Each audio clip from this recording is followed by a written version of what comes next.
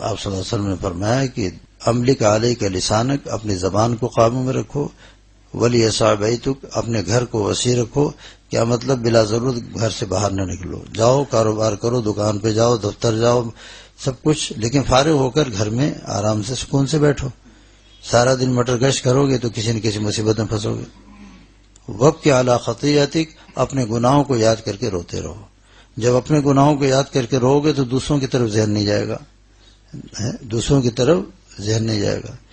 آج کم ظرفی ہمارے اندر اتنی ہو گئی ہے کہ مسجد میں بھی دیکھتے ہیں کہ اب کسی نے ہاتھ اٹھا کے ایک دفعہ یہ رفع یدین کر لیا، ارے یہ پتہ نہیں کون سے مسلک کا ہے، پتہ نہیں کیا ہے، اب اس کو غصے سے دیکھ رہے ہیں جناب۔ ارے بھائی، اس کا حساب کتاب اس کا اللہ تعالیٰ اس سے لیں گے، تم سے تو نہیں لیں گے۔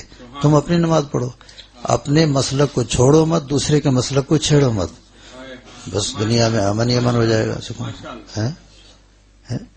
اس لیے کہ اب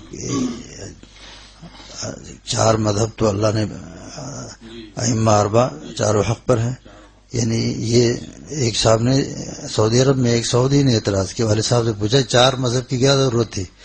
فرمایا یہ تو حضور اکرم صلی اللہ علیہ وسلم کی محبوبیت کی علامت ہے کہ آپ کی کوئی سنت امت کی نظر سے مخفی نہ رہ جائے۔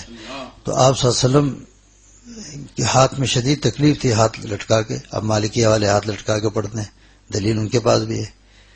ہم لوگ حنفی ہیں، دنیا میں 80% مسلمان حنفی ہیں، تو وہ جناب وہ ہاتھ اٹھا کر پھر نیت باندھ کر کے نماز پڑھتے ہیں، یعنی سب کے پاس دلیل موجود ہے اور سب جنت میں جائیں گے، سب جنت میں جائیں گے۔ لیکن ہمارے اندر کمظرفی اتنی ہے، ہر ایک کو گور کے دیکھتے ہیں، یہ ٹوپی ٹیڑھی ہے اس کی، پتہ نہیں کیا ہے، خیریت تو ہے پتہ نہیں کیا ہے۔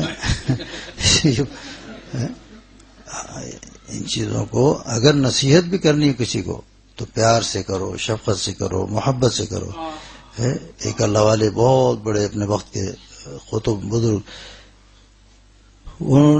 وضو کر رہے تھے، اتنے میں ایک اسٹوڈنٹ کالج کا آیا تو وہ بھی وضو کرنے لگا ساتھ، تو انہوں نے دیکھا کہ اس کی پتلون بہت نیچے پاؤں کے، یعنی پورا پاؤں بھی ڈھکا ہوا تھا۔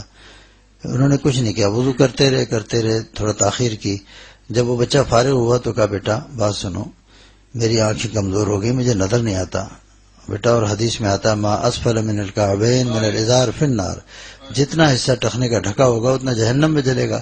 تو میرے اندر تو 70% زیادہ تیز آگ ہوگی جہنم کی، تو میں تو کمزور ہوں، میں تو برداشت نہیں کر سکتا، ذرا تم دیکھ کے بتاؤ میری شلوار نیچے تو نہیں ہے۔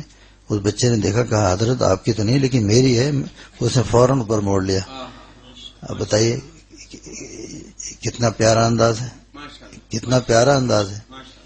اگر کوئی کہتا ہو نالائق ہے، بے شرم بے غیرت کہیں گے، آج کل طریقہ یہی ہے، او نالائق اوپر کر، وہ کہتا تو چل تو اپنا کام کر۔ ہمیشہ اخلاق کے ساتھ، محبت کے ساتھ، جتنا زیادہ محبت ہوگی اپنے مسلمان بھائی کا اکرام ہوگا، اتنی زیادہ جلدی اثر ہوگا دین کا۔ ہمارے شیخ معیز اللہ حضرت سے کسی نے سوال کیا کہ حضرت بعض لوگ داڑھی مڑائے ہوئے ہیں اور سگریٹ پی رہے ہیں، بڑی بڑی موچھیں بھی ہیں، ہمیں تو بڑا غصہ آتا ہے۔ حضرت نے فرمایا اچھا تمہارا گھر اپنا ہے؟ کہا ہاں۔ کہا یہ بتاؤ کہ کتنے کمرے ہیں؟ کہا 4 کمرے۔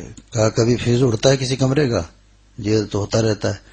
تو اس کمرے کو بلڈوزر منگا کے توڑتے ہو، کیا کرتے ہو؟ کہا نہیں، چھوٹا سا تار لگاتے ہیں، پہلے زمانے میں فیوز لگتے تھے، وہ پیتل کا تار لگا کے اس میں ٹائٹ کیا اور لگایا، بجلی پھر آ گئی۔ کہا تو وہ لگاتے ہیں بجلی آ جاتی ہے۔ فرمایا یہی حال تو مسلمان کا ہے، ایمان کا جنریٹر چل رہا ہے، نیت کرنے کی دیر ہے، اس لیے حقیر نہ سمجھو کسی کو۔ تبلیغ ضروری ہے، تحقیر حرام ہے، کسی کی حقارت نہ ہے۔ پتہ نہیں کون سا عمل اس کا اللہ کو پسند آ گیا وہ تو جنت میں جائے، اور آپ کی پتہ نہیں کس عمل پہ پکڑ گرفت ہو جائے۔ اس لیے ہر مسلمان کو، ہر مومن کو اپنے سے افضل سمجھو۔ حکیم الامت یہاں تک فرماتے ہیں کہ ہر مسلمان کو اپنے سے افضل حالن، اور ہر کافر کو بھی اپنے سے اچھا سمجھو فی المعال، انجام کے اعتبار سے۔ ہو سکتا ہے وہ مہینے 2 مہینے بعد، سال بعد اس کو ہدایت ہو جائے، وہ کلمہ پڑھ لے اور جناب وہ جنت میں چلا جائے اور آپ حساب کتاب میں پھنسے۔